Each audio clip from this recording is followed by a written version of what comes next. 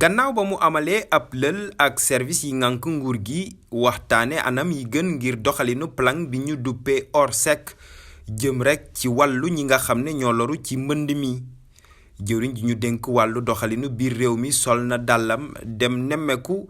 askan yi dëkke nag ci département bu yees bile di Kër Massar. ñi sunu côté bee mu nga fees dell mënoo génn barki dem ba tey jaayu ñu defuñu dara noo ngi nii toog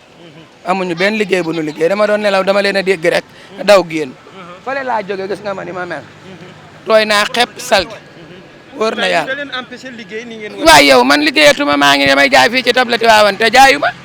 te bu ma jaayul du sotti nga ne jamono neexul. pendant 20 ans presque jàmm gën nii la mel man fii laa judd fekk fi lii ñaata nit xoolal fii bassin bi ñii fi dëkkoon ñëpp dañ leen teggi def ay ngandim canal yoo xamante ne mën na presque 300 mètres amul benn njëriñ ay bassin yu mat 300 mètres amul benn njëriñ gis nga lii la ñuy dëkkee lii chaque jour si ay ndox la ñuy yeewoo kenn dematul hôpital ñëpp a ngi feebar kenn génnul. ñu ngi file nag ci Diacksao jàmm gën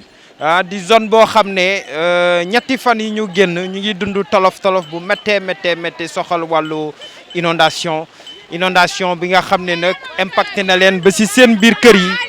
impacté na leen également ci si dem ak dikk ba gis ngeen soxna yooyu noonu di yuuxoo ci ginnaaw donc nii la ñu dëkkee dem ak dikk bi lépp a tële file nga xam ne moo di jàmm gën Diacksao mu metti torop ni ki nag instant yi ne ki nga xam ne moom la ñu dénk wàllu mbiri biir réew mi di ministre de l'intérieur Antoine Félix Abdoulaye Diome moom nag wàcc sa fi ngir rek def fi doxub nemmeeku xool rek ni ñu fiy déroulé li nga xam ne mooy plan Orsec nag di le plan d'organisation nationale des secours nga xam ne enclenché nañ ko niki samedi 21 août fii ci Sénégal sur toute l'étendue du territoire on peut dire pour rek venir à bout de ces difficultés yi nga xam ne les populations sinistrées ñu ngi koy dund jëm ci wàllu li nga xam ne mooy inondation yi jamono ji nag mu ngi waxtaan ak askanu jàmm gën Diacksao ngir ñu xool rek pexe yu ñu mën a lal ba génne leen ci situation bi nga xam ne mu ngi wëyandi di leen sonal dégg ngeen kaddu yooyu nga xam ne yëkkati nañ ko fi donc mu di ñoo xam ne fii la ñu yeewoo ci gox bi ñuy naqarlu situation bi nga xam ne ñu ngi koy dundee empêché leen def seen warugar empêché leen dox seen ay yitte waaye empêché leen toppatoo seen njaboot na mu waree ñuy xaarandi nag état bi ngir mu am ci taxawaay bu mucc ayib ndax loolooy waral sax ñu biral li nga xam ne mooy plan Orsec bi ngir rek génne leen ci situation bi nga xam ne ñu ngi koy dund nii. nag wax dëgg yàlla lii xam nga ne état xaju ci lii état bu ko neexoon même pas ay secondes mu jëlee ko fi mais comme que ministre bi ñëw na tamit solution dina ma waaw comme que ministre waaw. ah non am na solution bi lan la. état xaju ci lii. waaw bu bëggee liggéey. gisuma ku ko teree liggéey. bu ñu waxantee dëgg rek. parce que ñun dañ leen jox moyen yëpp. lii ñu war a def ni par force la amul négocier amul wax lii par force ñoom dañ ko war a def. parce que ñun jox nañ leen moyen yëpp ñun mënuñu nekk fa mais dañ leen jox moyen yëpp pour ñu defar ko. kon boog ñoom loolu war nañ ko def parce que l'argent du contribuable moom la ñu yor. ci la ñuy fonctionner kon boog ñoom lii dañ ko war a def par force amul nekk naan ngir yàlla non y a pas de ngir yàlla. dañ ko war a def parce que loolu moom mooy def c'est un devoir parce que dañoo yëkkati yëpp jox la ay nit a ngi toog xoolal pour ñu teg pour togg amuñu ko kon ñooñu naka la ñuy lekk dañuy jéggaani laa di génn dem quartier pour yor ay xale yu ndaw ñuy wax feebar bi mais feebar bi dañuy wax rek mais lii moom moo gën a garaaw. metti na barki démb bi mu tawee nit ñi seen kawlal yi la ñu toog di togg ñenn seen bagage bi yëpp yàqu. président nag kenn du ko ŋàññi na liggéeyul depuis 2012 bi mu toogee ba suñu jonn yàlla tey président mi ngi liggéey mais li muy liggéey feeñaluñ ko de te président Macky bu wàcculee sur le terrain gis naqaru nit ñi ak doomu aadama yi ak jeunes yi li ñuy daj du baax ci moom de ñëpp a mer monsieur le ministre ñëpp a mer nit ñi sonn nañu tàyyi nañu damm nañu dinoo soxla nag président mi ngi yónni ku mel ni yow ni nga def ni tey xuus ci ndox mi ñëw bu ko keneen defoon bi dina am lu wàññeeku. mais ñëpp a sonn tëli maam Jaara ña ngay jooy jàmm gën Diacksao ña ngay jooy Tivaouane Diacksao Lamsar ginnaaw raay département de Pikine daal 16 communes d'arrondissement yi ñi ci nekk ñëpp ci ay problème lan toog monsieur le ministre nag li ngay yónnee ci dëkk bu moto pompe yi muy ñëw gis nañ ko li nga ne indil démb ci Sita gis nañ ko ak ñeneen distribué noonu yëpp depuis démb ci guddi man ci ndox mi laa nekk ba min bi ma xëyee man ak jeunes yi fa laa nekk ba bin ma woowee ne da ngay teew si fii monsieur le ministre président mi ngi liggéey mi ngi investir dëkk bi mais ministre président bu taxawulee dëgg ñi ànd ak moom liggéey luñ ko de kenn ku nekk sa bopp ngay liggéeyal na wàcc xool li ñuy dund ci ndox mi dafa metti moom yaay booy bi la ngeen di seen ci image yi nag file ci Diamaguène Diacksao lay yeewoo ay fan mi ngi nii nag nelawul ndax njàqare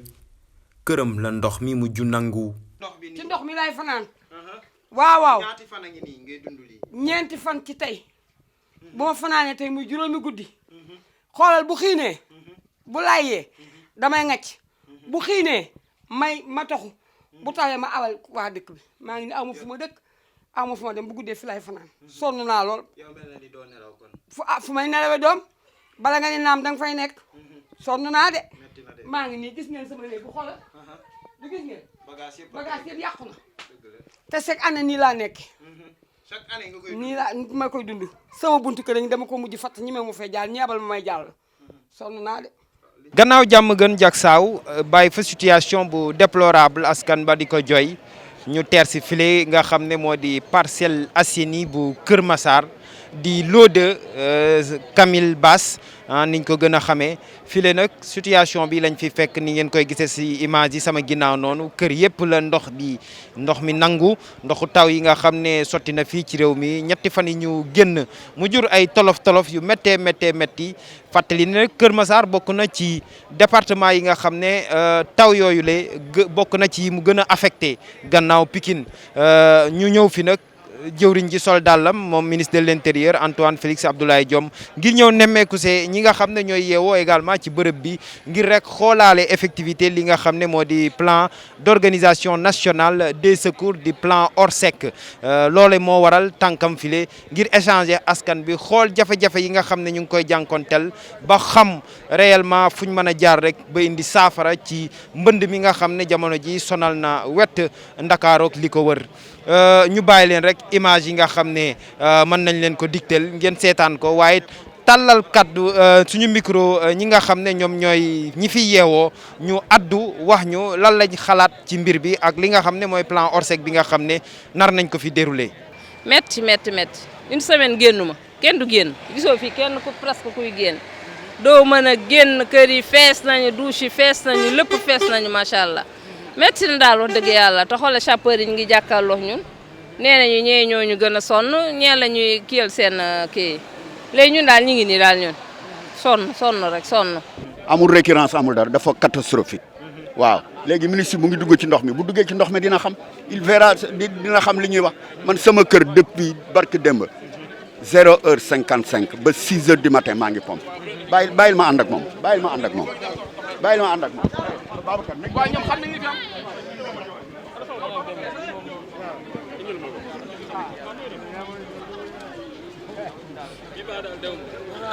ànd ak jëwriñ ji nag mujj na ko gënal ngir man ko firnde rek tolof yi nga xam ne askanu Kër Massar ñu ngi koy dund te nguur gi yaakaar ci plan Orsec bi mu lal ngir mën leen génn ci coono yi ñu dëkkee. plan Orsec ñu ngi ko créé en 1993. mais ci wàllu inondation bi mooy 8e fois ñuy déclencher plan Orsec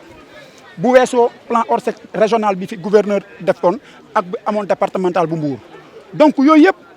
ak bu ne ñu déclencher ko mais plan d'urgence la plan de boo xam ne la dañ ko teg plan de secours la mais chaque fois dañ koy annoncer à grande pompe mais souvent réellement li nga xam ne moom lañ ca war a def day des moo tax ma ne nañu xoolaat mbir mi plan Orsec bi buñ ko tegul ci yoon organiser ko xool service étatique impliquer tout le monde pour que ñu mun ko teg ci yoon bañ ko war a teg moi je pense que suñ ko deful ci échec lañ jëmaat. xew ma ko ndax Abdoulaye Wade moo ko fi tegoon ba tey te ba mu ko fa tegee xëy na gis nañ solution ay plan jaxaay ak ay yeneen ak plan mais plan Orsec bi man aw ma ci yaakaar ni waa kër Macky Sall yi mën ko defar parce que ñoom ñi ma gis nii seen solution bariwul de ci mbir mi. Antoine Félix Abdoulaye Diome moom nag andi na tontu ci joytu askanu Diamaguène Kër Massar ba Yëmbal nga xam ne yegg na fa ngir saytu nekkinu ñi lay. En termes de solution définitive, le directeur général de l'ONAS l'a expliqué, le préfet l'a expliqué. Et vous-même, vous l'avez compris d'ailleurs. Vous avez compris qu'en fait, c'est un processus. C'est vrai qu'en attendant que le processus arrive à son terme, désagrément yi mooy lii. Malheureusement. Et j'ai compris, vous l'avez compris et les techniciens l'ont expliqué, qu'une fois l'interconnexion des bassins réalisée, avec le drainage vers la mer, en principe, il n'y aura plus ce problème qui sera derrière nous. J'ai vu li ngeen wax objectivement nit bu déggee dëgg dafay nangu dëggal lu ngeen wax dafa leer c'est-à-dire que yéen vous revivez cette situation tous les ans les gens viennent wax leen ngeen dégg ñu wax leen ngeen dégg après ngeen gisaat la même situation on est d'accord il y a eu des améliorations ça et là on ne peut pas dire qu'il y a pas d'amélioration ou il y a pas d'effort évidemment il y a des améliorations c'est-à-dire comme li ñuy wax ci wolof ndar xëyul sotti actuellement il y a des problèmes yoo xamante ni moo tax plan Orsec bi ñu déclenché waat ko parce que fonctionnement normal bi permettrul tout de suite tous les problèmes ñu régler ko mais quand même après le plan Orsec et je suis tout à fait d'accord avec vous le gouvernement le sait le président dans la réunion qu'il a présidée et même dans d'autres réunions il a été très clair c'est-à-dire que pour moom situation réelle bi naka nit yi xam te xam nañ ko mais aussi nañ ci apporter des solutions structurelles projet yi ngeen di gis projet de gestion des eaux pluviales loolu moo ko waral Dakar biir Dakar li fa amoon amatu fa dans certains quartiers soo demee Kër Massar il y a des quartiers mais voilà mais c'est comme ça que ça se passe c'est-à-dire c'est progressivement que les problèmes sont résolus gannaaw doxub nemmeeku bi leen nag jëwriñ ji amal ci gox yi leen nag askan yi fi yeewoo di xaarandi saafara nu mu gën a gaawee